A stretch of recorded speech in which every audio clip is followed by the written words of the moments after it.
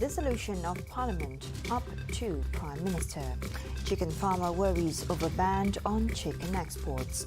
Monkeypox outbreak to have measures in the US. Those are the headlines for tonight. I'm Shosha Merto and this is TVS Nightline.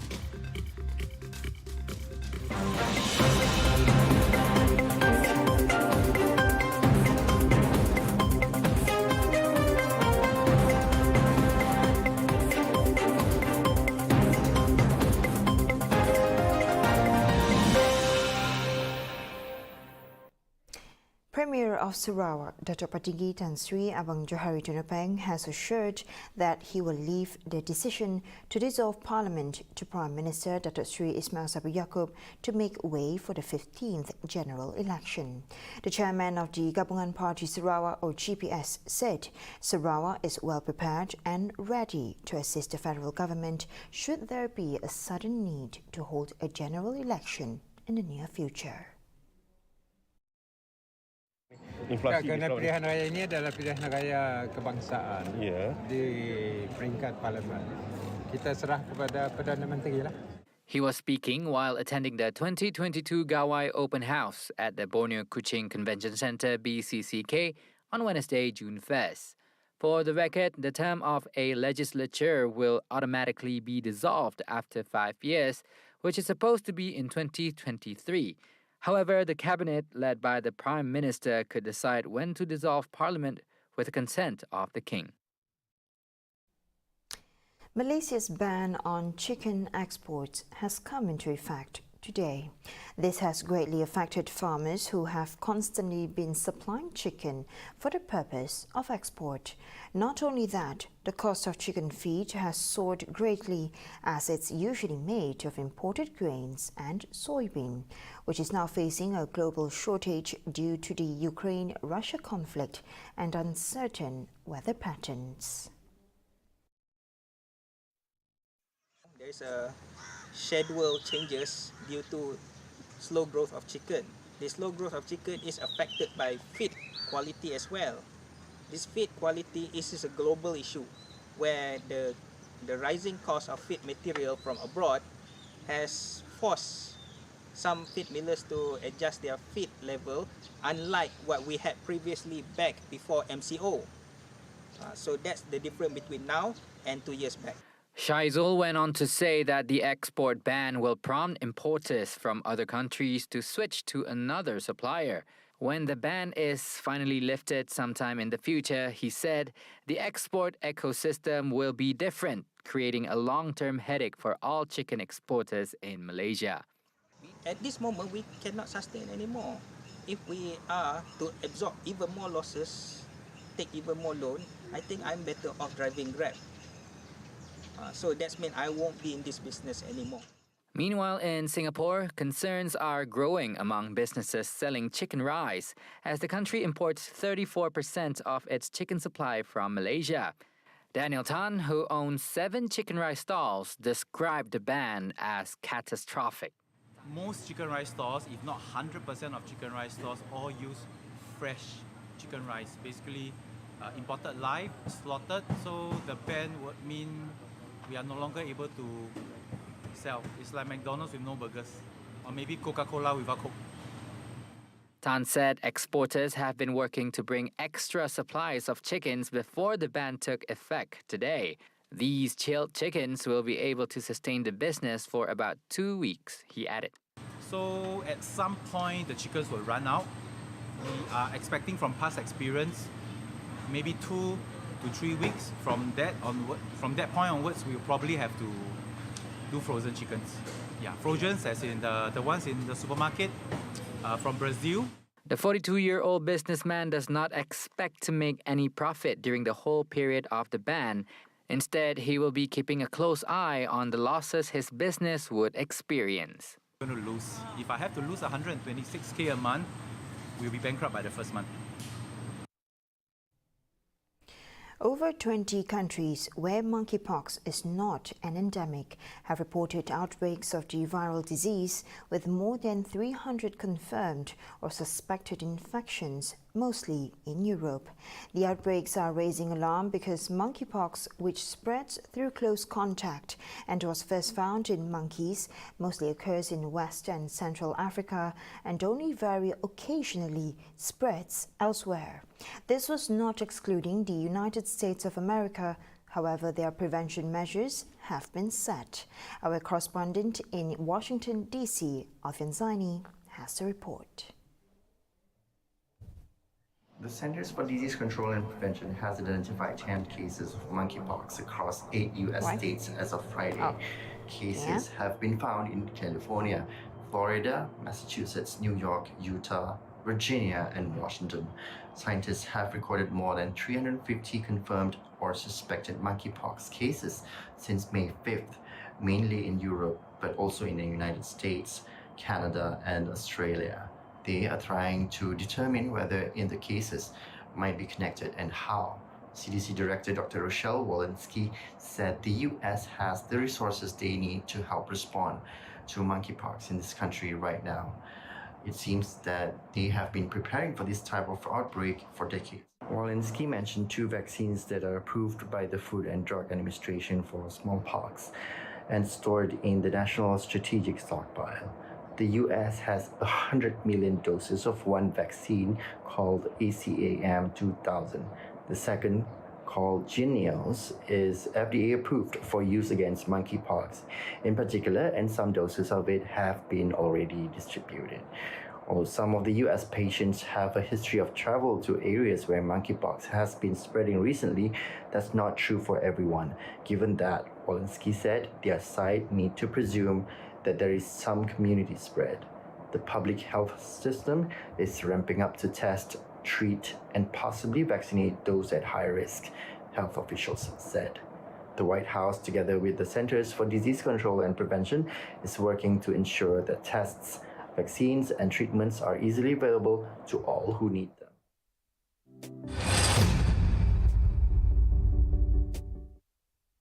To create a sovereign wealth fund ordinance in Sarawak will be tabled in the State Legislative Assembly this November.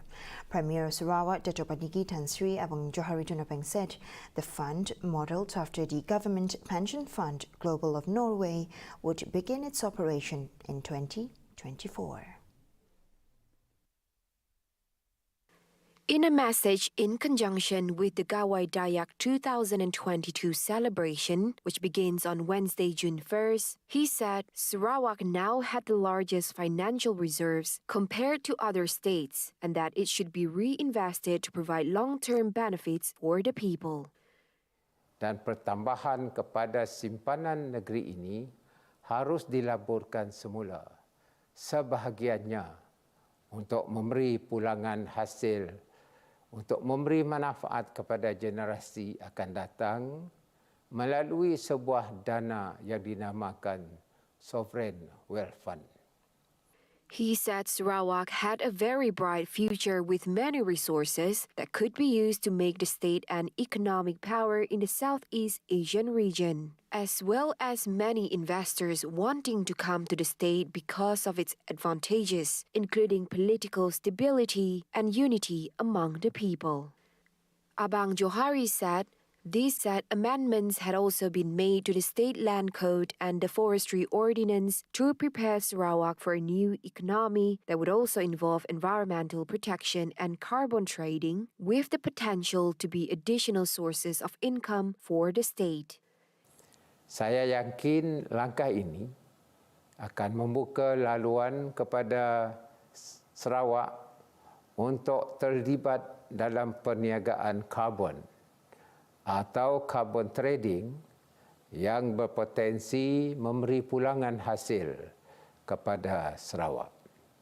In celebrating the Gawai Dayak, which has been institutionalized as an effort to build the identity and unite the Dayaks of Sarawak, Abang Johari hopes that the people would continue to take the necessary measures to curb the spread of COVID-19. Saya amat berharap musim perayaan ini dalam suasana yang santai boleh menjadikan wadah untuk bertukar-tukar fikiran dan pendapat dalam usaha memperkukuhkan perpaduan dan iltizam kaum Dayak ke arah penglibatan yang lebih aktif dalam proses pembangunan Sarawak. The Sungai Bintango Bridge, which is currently under construction, will become the state's new iconic attraction once completed. Premier of Sarawak, Dato' Patinggi Tan Sri Abang Johari Tunapeng said the design of the bridge resembles the one located in Rotterdam, the Netherlands. Untuk kita pergi molah jambatan baru Sungai Bintango. Lagi dalam pembinaan sudah tentu mungkin siap selesa kerana kita pergi bangunkan jambatan tu. Tapi jambatan tu akan menjadi jambatan yang ikonik.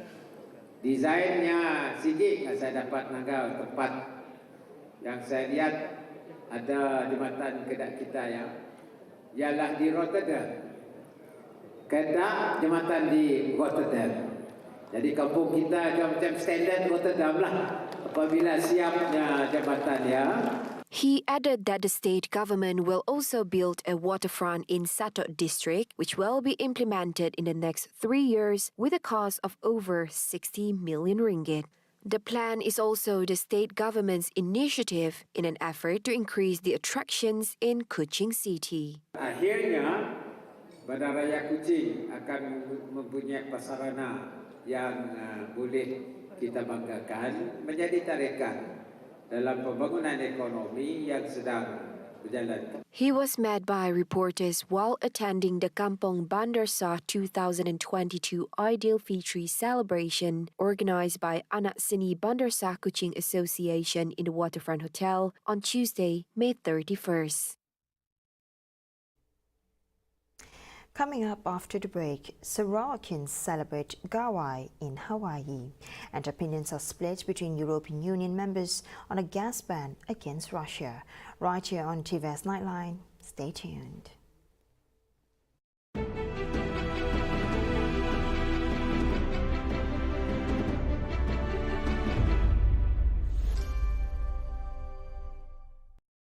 TVS membawakan sebuah drama menarik untuk tontonan anda. Sultan telah ditinggalkan suaminya seimbang selama 15 tahun. Bak kaç yıldır aynı göğün altında sevdiğimden ayrıyım. Apabila suaminya kembali dari Perancis dengan seorang budak lelaki, Sultan pergi membawa diri dengan perasaan yang kecewa. Dia berkenalan dengan Pina, seorang pelajar universiti yang pernah menjadi pelanggan kedai makan keluarganya. Sultan abla, sen benim ev arkadaşım olur musun? O ne kız? Pina memberi cadangan kepada Sultan untuk membuka kedai makannya sendiri supaya Sultan dapat menyara hidupnya. Dari situ bermulalah kehidupan Sultan sebagai seorang pemilik restoran. Pelbagai konflik menjelma. Sultan. Bagaimanakah kehidupan Sultan selepas ini? Sultan. 15 yıl bekle. Diyarbakır'da kadınlar önce beklemeyi öğrenir. Jangan terlepas untuk menyaksikan Sultan setiap Isnin hingga Jumaat 3 petang di TVS saluran 122 My Freeview. Masalah pendengaran dalam kalangan kanak-kanak. Adakah anda yakin anak anda boleh mendengar dengan baik? Masalah pendengaran adalah kecacatan yang tidak kelihatan dan kurang disedari sekiranya berlaku dalam kalangan bayi dan kanak-kanak. Ketahui status pendengaran anak anda melalui ujian saringan pendengaran. Ujian saringan pendengaran boleh dilakukan untuk semua peringkat usia seawal kelahiran. Ianya mudah, pantas dan tidak menyakitkan. Pengesanan dan pemulihan awal dapat membantu perkembangan pendengaran, pertuturan dan minda anak anda. Ibu bapa, bantulah anak anda. Jangan berlengah. Peka dengan deria pendengaran anak anda. Kunjungi fasiliti kesihatan berhampiran yang menawarkan pemeriksaan pendengaran.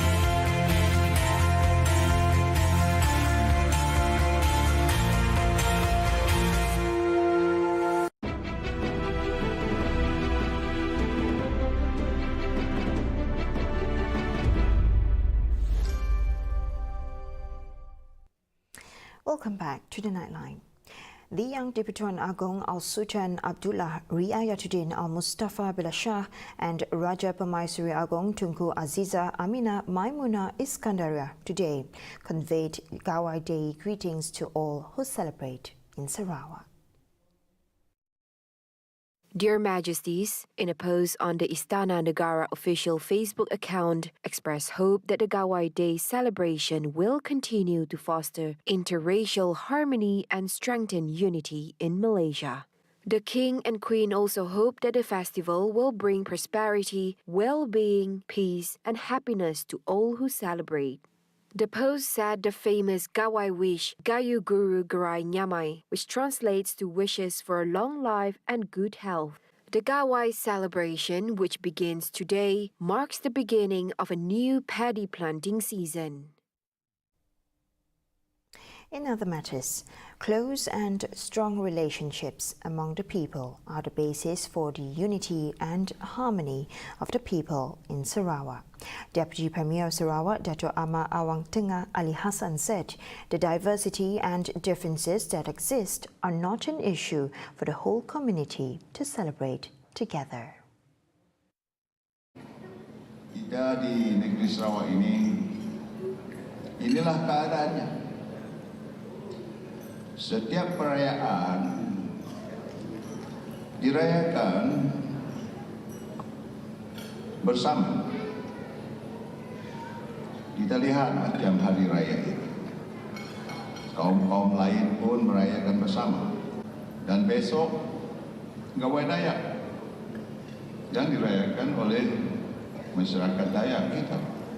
Tetapi ianya dirayakan bersama oleh semua kaum. Dan begitulah juga dengan perayaan Tahun Baru Cina, Christmas dan perayaan yang lain. Dirayakan bersama oleh setiap kaum. He was speaking during the Ideal Fitri Gathering ceremony of Anak Jati Lawas Association in Kuching on Tuesday.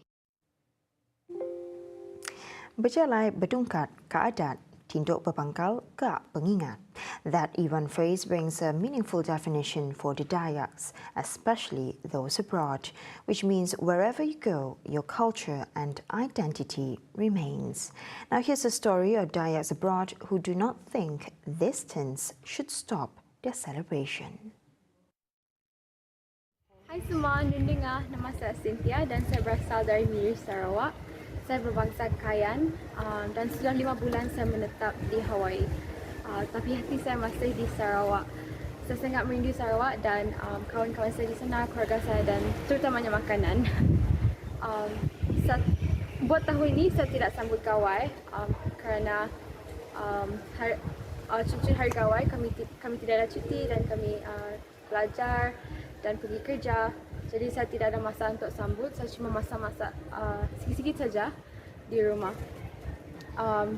Dulu di rumah saya biasanya melawat kawan-kawan dan saya belajar tentang kaum mereka dan saya belajar tentang apa tradisi mereka buat di rumah.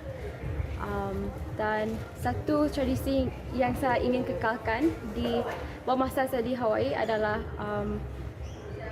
tradisi untuk berkumpul sebagai satu keluarga. Untuk minggu depan kami ada buat satu perkumpulan bersama kawan-kawan kami yang dari Malaysia. Kami akan cuba sambut Gawai tapi ala Hawaii sikit dan kami akan enjoy. Meanwhile, for Bidayu Emilia Mike, this year was not the first time she would spend her Gawai celebrations away from her loved ones. She admitted that it was one of the consequences of studying abroad. Aniaga, nama saya Emilia. Saya berbangsa Bidayu dari Serian. Sekarang ni saya menetap di Hawaii bekerja sambil belajar. So dah 10 bulan dah saya di sini di bandar kecil bernama Laie. Dan untuk tahun ni, 1 Jun bukanlah cuti umum di Amerika. So saya akan pergi ke kelas dan bekerja macam biasa. Saya rasa mungkin kali kedua atau kali ketiga saya tak menyambut Gawai bersama keluarga sebab sebelum ni pun saya duduk jauh dari mereka. So di Sarawak selalunya semasa perayaan Gawai kami akan balik ke kampung untuk menyambut perayaan tersebut dengan keluarga dan kawan-kawan, buat kuih, mejeng-mejeng. Meanwhile, for Justina Cooney, although there are no Gawai celebrations in Hawaii, she makes up the time with her friends to have a gathering and to celebrate the harvesting season of Sarawak. Hai, nama berita kita, saya Justina Cooney, anak Iban asal dari Bintu, Sarawak. Sekarang saya berada di Hawaii. Saya belajar sambil bekerja selama 3 tahun lebih sudah. Dan kami di sini tidak menjamu pegawai, tetapi saya dan kawan-kawan saya ada merancang untuk ada aktiviti minggu depan sebagai bergempuruk dalam bahasa Iban ataupun gathering macam itu. Jadi buat keluarga yang di Sarawak, selamat Dau Gawai Dayak and harap kamu semua enjoy. Saya ingin ucapkan selamat Andu Gawai nak bala keluarga aku dengan bala dinganku, harap kinda semua sihat and enjoy sampai pagi. Saya ingin mengucapkan selamat Hari Gawai kepada semua orang yang berada di Sarawak. Kayu guru gerai nyamai, lantang senang, muan menua.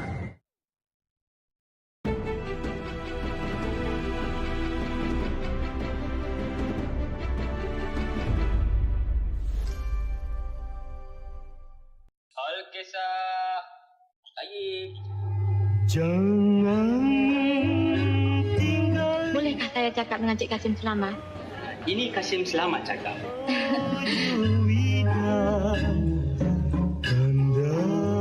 Kasim Selamat? Siapa dia Kasim Selamat? Lawyer? Magistrate? Ahli muzik? Abang Kasim. Cahaya indah. Kasim Selamat, awak cik tukar nama. Kalau kau aku dah benci, turunan kau pun aku tak mau tahu. Mengapakah kau diciptakan Allah menjadi manusia? Kan lebih baik kau menjadi Hawa. Astagfirullahaladzim. I love you. Ku cari ganti.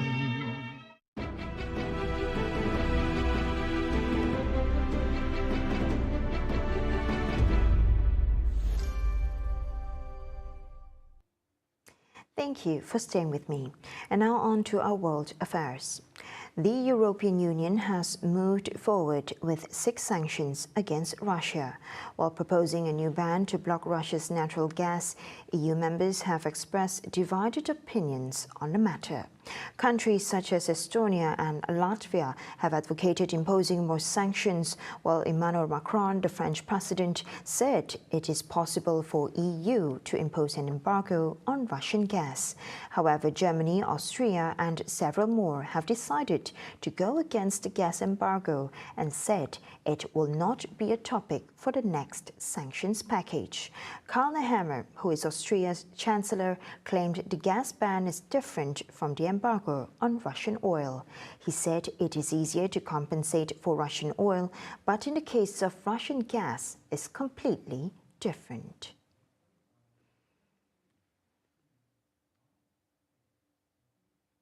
The 53rd edition of Sao Paulo Fashion Week returned to the runway on Tuesday, May 31, showcasing the latest trends in Brazilian flair. This year's opening show in Latin America's biggest fashion show event featured the brand A La Garçonne, launched by Brazilian designer Alexandra Herjkovic, showcasing its newest trends on Sao Paulo's runway. Sao Paulo Fashion Week creative director Paulo Borges told Reuters that this year's edition seeks to communicate people into a transition into the future, having the individual in the center of all ongoing creative, economic and social circles in contemporary times. Sao Paulo Fashion Week runs from May 31st through June 4th. And South Korean supergroup BTS, a fund-raising juggernaut for social justice causes in the United States, visited the White House on Tuesday, May 31, to discuss hate crimes targeting Asians with U.S. President Joe Biden. The meeting took place as the Asian American and Native Hawaiian or Pacific Islander Month drew to a close in May. Attacks against people of Asian descent have escalated in the last year as some politicians and pundits have encouraged Americans to blame China for COVID-19 amid other tensions. And it is a great honor to be invited to the White House today to discuss the important issues of anti-Asian hate crimes, Asian inclusion, and diversity. 네, 오늘은 NHPI 헤리티지먼스의 마지막 날입니다. 저희는 NHPI 커뮤니티와 뜻을 함께하고 기념하기 위해 오늘 백악관에 왔습니다. 네, 최근 아시아계를 대상으로 한 많은 증오 범죄에 굉장히 놀랍고 또 마음이 안 좋았는데요. 이런 일이 근절되는데 조금이라도 도움이 되고자 오늘 이 자리를 빌어 목소리를 내고자 합니다. 네, 오늘 저희가 이 자리에 올 수 있었던 것은 저희의 음악을 사랑해 주시는 다양한 국적, 언어, 문화를 가진 저희의 팬, 아미 여러분들이 계셨기에 이 자리에 올 수 있었다고 생각합니다. 정말 감사합니다. 네, 한국인의 음악이 서로 다른 언어와 문화를 넘어서 전 세계 많은 분들께 닿을 수 있다는 게 아직까지도 좀 신기하고 근데 신기한 것 같습니다. 그리고 이 모든 걸 연결을 시켜주는 음악이란 건 좀 참으로 훌륭한 매개체가 아닌가 싶습니다.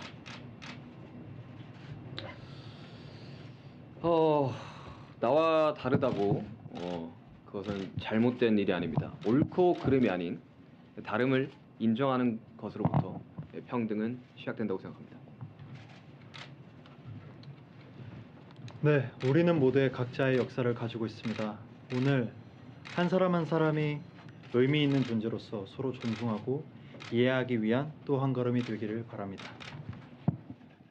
The boy band's meeting with Biden was closed to media organizations. Since their debut in 2013, the K-pop artists have been recognized for using their songs and social activities to empower young people. In June 2020, the group's fans put their energy behind an online campaign to raise money for social justice causes in the United States. The campaign hauled in $1 million in roughly one day, matching the donation of the band itself to Black Lives Matter.